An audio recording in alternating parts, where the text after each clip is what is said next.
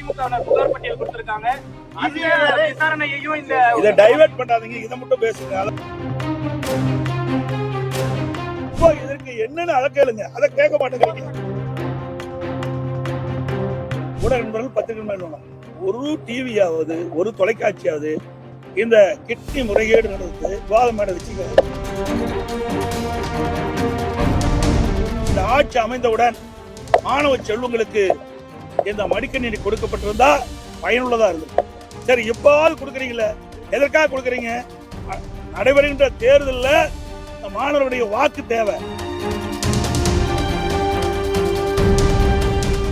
நாங்க வலியுறுத்தி இருக்கிறோம். அமைச்சர்கள் மீது ஊழல் பட்டியல் கொடுத்திருக்கீங்க. உங்களுடைய ஆட்சியிலையும் முன்னாள் அப்போது இருந்த அமைச்சர்கள் மீது திமுக புகார் பட்டியல் கொடுத்திருக்காங்க. விசாரணையையும் இதை டைவர்ட் பண்ணாதீங்க, இதை மட்டும் பேசுங்க. அதெல்லாம் ஏற்கனவே பல முறை கேட்டு, இதையெல்லாம் ஏற்கனவே நீங்க கேட்டவரெல்லாம் ஏற்கனவே கேட்டு அதுக்கு பதில் அளித்து விட்டது. இப்போ இதற்கு என்னன்னு அதை கேளுங்க, அதை கேட்க மாட்டேங்கிறீங்க. அதை விட்டுட்டு இதை டைவர்ட் பண்ணி நீங்க வேற விதமா கேட்கறது அவ்வளவு பொருத்தமா இருக்காது. நாங்க ஏற்கனவே நீங்க கேட்ட கேள்விக்கெல்லாம் பதிலளித்து விட்டோம். எம்எல்ஏ கூட வழக்கு போட்டாங்க. உயர் நீதிமன்றத்தில் நான் வழக்கு நடத்துறேன்னு சொன்னேன். வழக்கு போட்டவங்க RS பாரதி திரும்ப பெறன்னு சொன்னாங்க. நிரபராதின்னு நிரூபித்து தாங்க நிக்கிறோம்.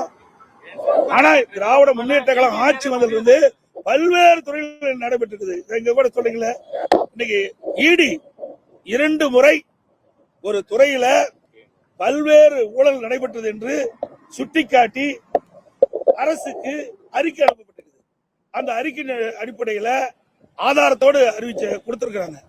இன்னும் FIR போடல இந்த அரசாங்கம். அதை என்னன்னு கேளுங்க, அதை கேட்க மாட்டேங்கிறீங்களா?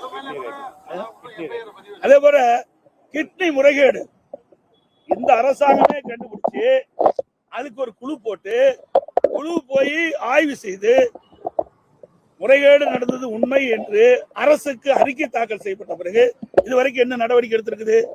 அது யாருடைய மருத்துவமனை? திமுக சட்டமன்ற உறுப்பினருடைய மருத்துவமனை.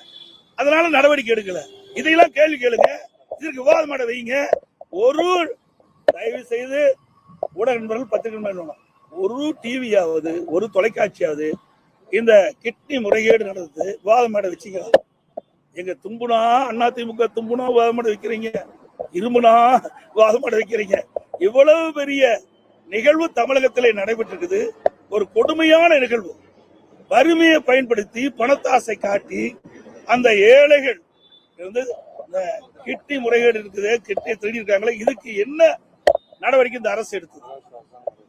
இன்னைக்கு மகாராஷ்டிரா அரசாங்கம் நடவடிக்கை எடுத்திருக்குது.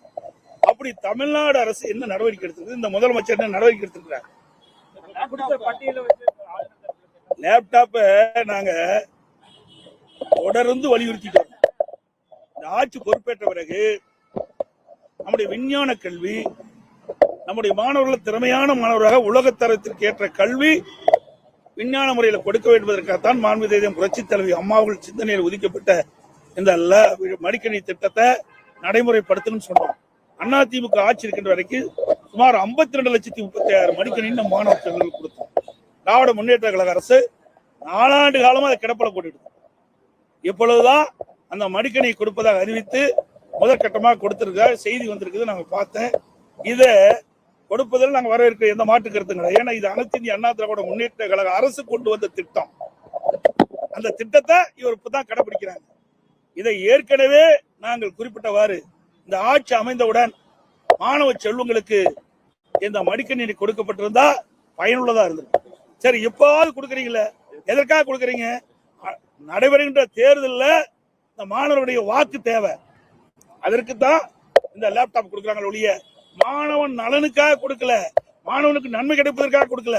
அப்படி கொடுக்குவதாக இருந்தால் இந்த அரசு 2025ஆம் ஆண்டு கல்லூரி கொடுத்திருந்தா கூட பரவாயில்ல, அப்பவும் கொடுக்கல. அப்ப கல்லூரி சேர்ந்த மாணவர்கள் கடனை உடனே வாங்கி லேப்டாப்பை வாங்கி படிச்சுட்டு இருக்கிறாங்க. அதாவது இன்னைக்கு 3 ஆண்டு நிறைவு பெற போகுது. இன்னும் 2 மாசத்துல 3 ஆண்டு நிறைவு பெற்று மாணவர்கள் வந்து வெளியேற போறாங்க. அப்போ இந்த லேப்டாப் கொடுக்குறீங்க, அதனால என்ன பயன்?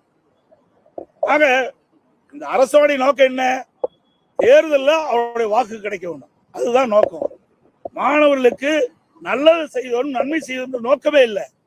அப்படி உண்மையிலேயே மாணவர்களுக்கு நல்லது செய்ய வேண்டும் இந்த அரசா எண்ணி இருந்தா நாங்க வைத்த கோரிக்கை, இந்த ஆட்சி ஏற்பட்ட உடனே நாங்க கோரிக்கை வச்சோம், நீங்க தொடர்ந்து நம்முடைய மாணவ செல்வர்களுக்கு அதிமுக ஆட்சியில் வழங்கி வந்த அந்த லேப்டாப் கொடுக்க வேண்டும் என்று கோரிக்கை வைத்தோம். அந்த கோரிக்கை நிறைவேற்றதை இன்னைக்கு 4 ஆண்டு காலம் கொடுத்திருக்கலாம்.